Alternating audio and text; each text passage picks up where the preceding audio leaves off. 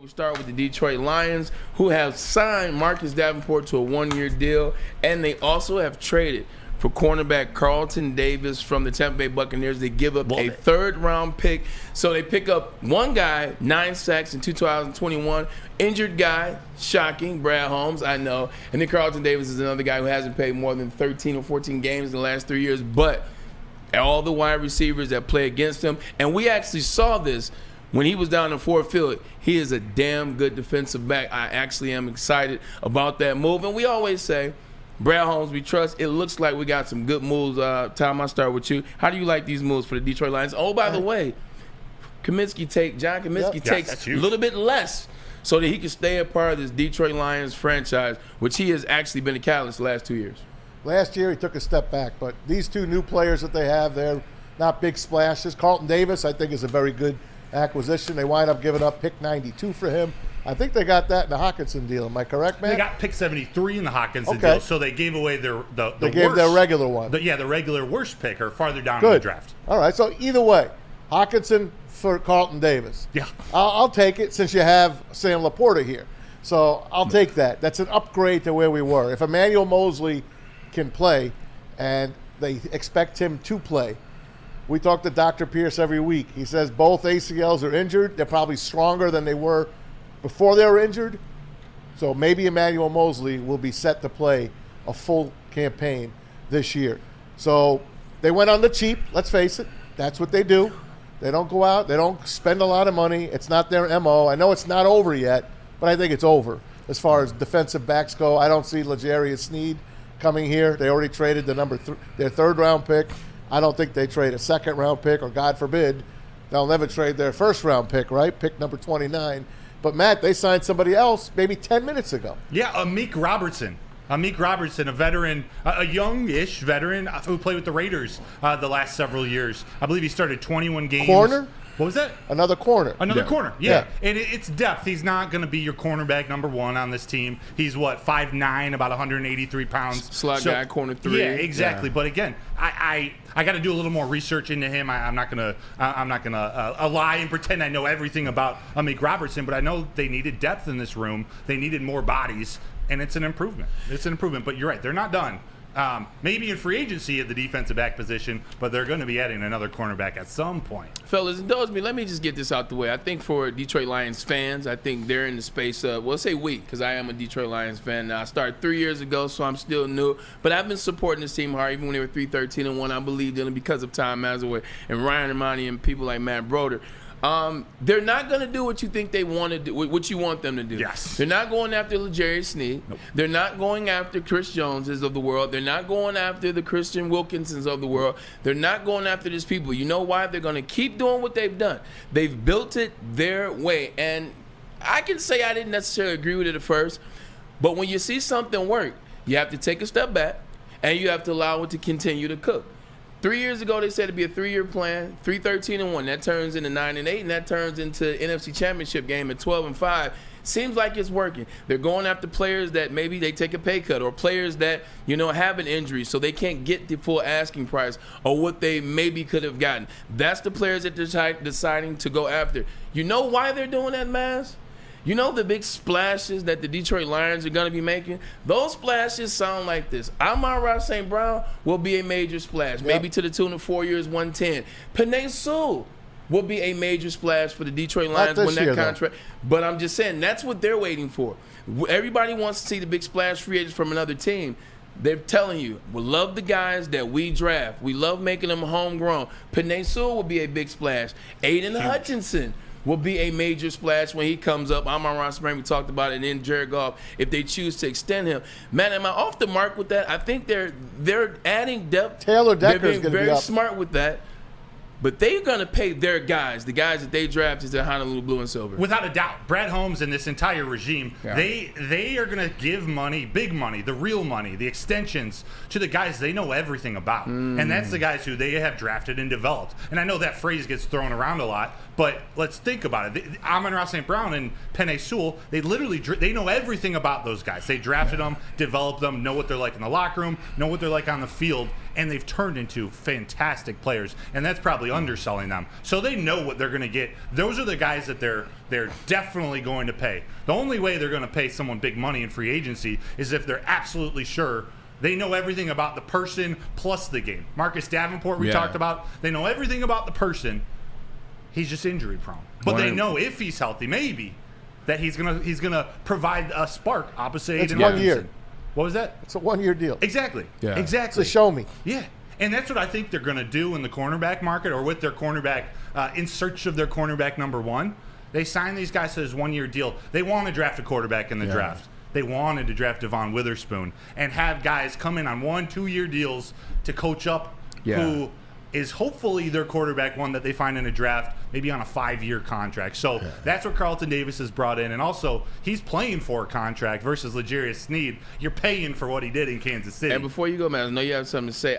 Also, they dodged the bullet with the Jonah Jackson deal.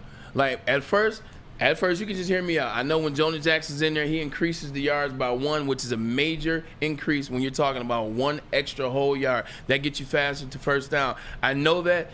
But he's making $17 million a year. I think doing it this way, you get $14 million for Carlton Davis trying to figure it out. You bring in some other guys. They added more depth at the defensive back position, and they added more players. Meanwhile, Jonah Jackson's another guy that's an injury-prone guy.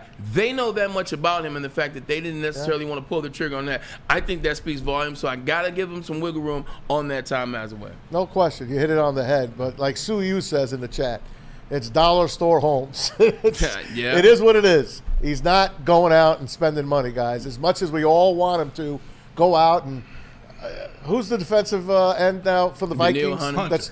We ain't getting him. It would be nice if we did, but it don't sound like we're going to go out and spend some money. L'Jarius Sneed, that dream's over. Like you said, Matt, you hit it on the head. They're not going to pay a guy for what he did already. They're going to give Carlton Davis a chance to earn that $15 to $20 million a year going forward after what he puts in here in Detroit. Both of those players that come over, they come into a winning team, a team on the rise, so they got to be excited too. Anyone that comes to play for Dan Campbell, Aaron Glenn, Ben Johnson, and the rest of this crew here in Detroit, they're getting a bonus, man. They are getting player coaches. You can't say that for every single team. This is the place to come right now. And you know what? How many picks do they have in the top 90? 4 of them? 4 picks. Now they gave 1 up, so they got 3 picks in the top 90. Let's see what they do with those 3 picks. And in that Carlton Davis trade, they got 2 6th-round picks, one this year and next year. All ammo for Brad Holmes to either draft in the 6th round, you got James Houston in the 6th, or use them to move up in the 1st round. 100%. You're talking about a guy that we believe in his loaded gun. Pause. You know that's what he does in his draft. The draft is his area of expertise. So you give him a 6th-round pick, he's going to turn in and go. Maz, I see you sporting the Cincinnati Bengals quarter zip jacket, NFL. I know you love. For no reason. I know, but I got a reason to bring that up. There's a guy that plays for them, wide receiver Jamar Chase, one of the best in the league. Yeah. He talked a little bit about the guy that we just brought in. Why don't you give a little listen? Who's the best defensive back? You know, I'm a former DB. Who's the best DB you've played against? For me, I'll say Carlton Davis. Only reason why I say Carlton Davis because he was longer than I expected. You know what I'm saying? Longer arms, and he ain't got no knee bend. He just hunched his back over and just played defense. You know what I'm saying? So. I think I played him twice too. So you know he made some good plays on me. So I ain't gonna never forget that one. Brody, what do you think about that, man? That's pretty cool. He said exactly what I wanted to see out of whatever cornerback they went out and signed in free agency or in the draft. He's got long arms. He can play with a Jamar Chase, a number one wide receiver on any team in the NFL, as long as he's not on a team with Tyreek Hill. That's exactly what I want to see. Carlton Davis, 6'1", about 205. Actually, might even be closer to 6'2". Yeah. We needed a big receiver on the outside, one who's comfortable playing press man coverage, so Aaron Glenn can get back to the scheme he wants to run, playing a lot of man and letting the guys roam. Yeah, 100%. You saw it last year to the tune of the last 5 games of the season for the Detroit Lions at the cornerback position. Guys just ran roughshod overs, whether it was Mike Evans, whether it was Justin Jefferson, whether it was Puka Nacua. My God, Puka Nacua, 180 in that game against the Lions at Ford Field. But yeah, you got a guy with long arms. But you know what I like? It's a player. Like you said, it's an elite player in Jamar Chase talking about what he meant. You know what it reminds me of? When I was in playing for the Browns, Maz, played chess, Ocho Cinco. Speaking of the Cincinnati Bengals, play Ocho Cinco twice a year. Got a chance to see him up close in person. You know, a DB that he couldn't stand to play against, had long arms, and eventually Detroit Lions signed him. It was Lee Biden. Oh, yeah. Lee Biden played with the Browns. He used to give Chad Ochocinco the fits, and because of it, he got paid. He got paid here, and he actually got paid with the Patriots as well. I think he had 9 interceptions 1 year for the Patriots. But when you hear people around the league, especially elite players like Jamar Chase talk about, that's when you got to get excited. That's when you should get excited. I love that. Bray, I got to ask you. Let's go. Who's that guy? Who was that guy for you? Like, I know you played against Revis in practice every day, so I'm going to cross him off the list. Okay, but smart. Another cornerback that just gave you fits. Champ Bailey's the best DB I ever played against. Like, Champ Bailey was the best. I wish I would have got to play Bubba Chuck, a.k.a. my boy C. Wood. Was my favorite player of all time. But when he was in Oakland, I still was in college. Then he got injured. Then when he got to Green, no, I'm talking about Wood, but I'm going to get to Champ. Got you. But like Wood was my favorite, but he was injured. So I never got to see him in his full prime, if you will. But Champ, you're talking about a guy long arms. Talking about a guy 6'1". You're talking about a guy 4'3". His brother went here and ran 4'3". Boss Bailey. Yeah, we don't need Champ. We had Boss. Funny, man. I thought that was a good pick at the time. Specimen, Champ was. But also, so many players, they get caught up in having so much gifted natural athleticism and athletic ability that they don't put forth the effort in terms of the film room. They don't study. They don't do the homework. Champ Bailey was finishing routes for me. He was telling me where the play was going. Like, playing against Champ was just nerve-wracking. Marcus Trufant, early on, was another one of those type players. Marcus Trufant and Champ Bailey probably gave me the most fits. So Champ Bailey, cerebral, and you're a big receiver. He's got long arms, too. Long arms. That's huge, and especially going up against Justin Jefferson twice a year, the CeeDee Lambs, A.J. Browns of the world. Dude, there's Carlton Davis. There are some question marks or injury concerns, but the upside is incredible. I think it is the upside, and the upside is the same for Marcus Davenport. You got him on a 1-year deal. That's what Brad Holmes is the key of right now. It's these 1-year deals. He's cycling guys in, cycling guys out, not necessarily getting stuck to guys. I know we want him to make a bigger move and, like you said, spend more money. But, Tom, I come to you. The Lions regimes have done that in the past. They've thrown big money at players. They've bought players in. They've given them the money. They've gone after some of the players that fans want. Hey, bring this guy in. Hey, what about this guy? Hey, make this splash.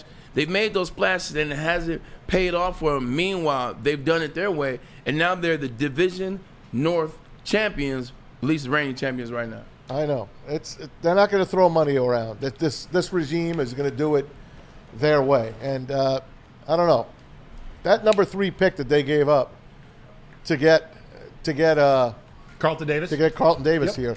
If they didn't believe in Carlton Davis, they're not giving up that high of a pick. No way. So to me, I believe that they got a steal, and I'll say that because they don't give draft picks away.